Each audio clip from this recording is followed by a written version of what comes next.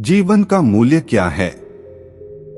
बहुत दिन पहले की बात है। भगवान बुद्ध के समय की बात है, जब भिक्षा मांगने के गांव में जाते थे और कभी कभी अपने सवालों का जवाब भी पूछते थे। एक दिन एक व्यक्ति ने भगवान बुद्ध से पूछा, प्रभु जीवन का मूल्य क्या है?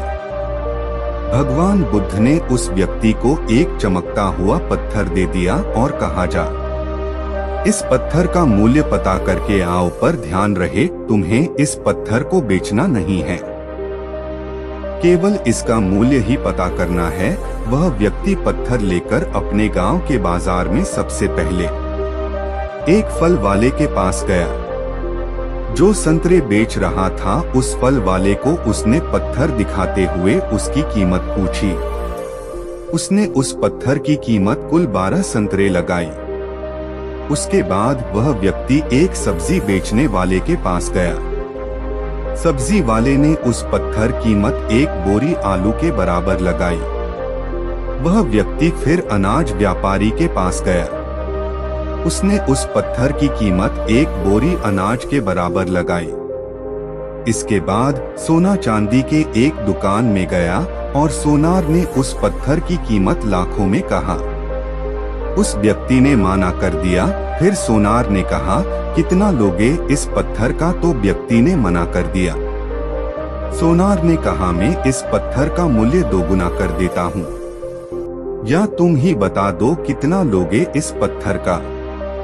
उस आदमी ने सोनार ने कहा, मेरे गुरु ने इस पत्थर को बेचने से मना किया है।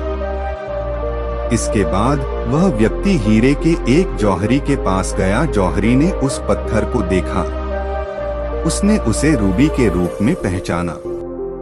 उसने उस पत्थर के सामने एक लाल कपड़ा बिछाया और उस बेशकीमती रूबी की एक परिक्रमा लगाई, माथा टेका।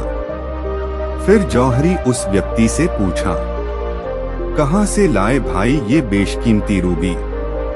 सारी कायनात, क्या सारी दुनिया बेचकर भी इस अनमोल पत्थर की कीमत नहीं लगाई जा सकती है? अब वह व्यक्ति हक्का बक्का रह गया।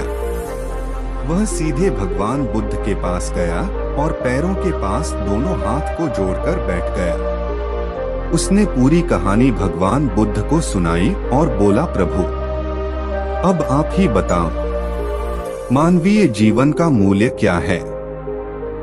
भगवान बुद्ध मुस्कुराते हुए बोले, फल वाला जो संतरे का व्यापारी था, उसने पत्थर की कीमत 12 संतरे लगाई थी।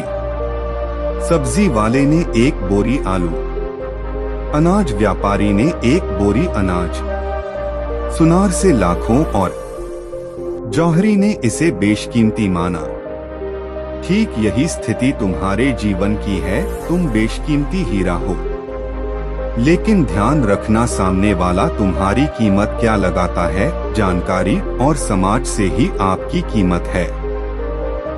जीवन का मूल्य समझने के बाद वह व्यक्ति भगवान बुद्ध के चरण स्पर्श किया और चुपचाप वहां से चला गया।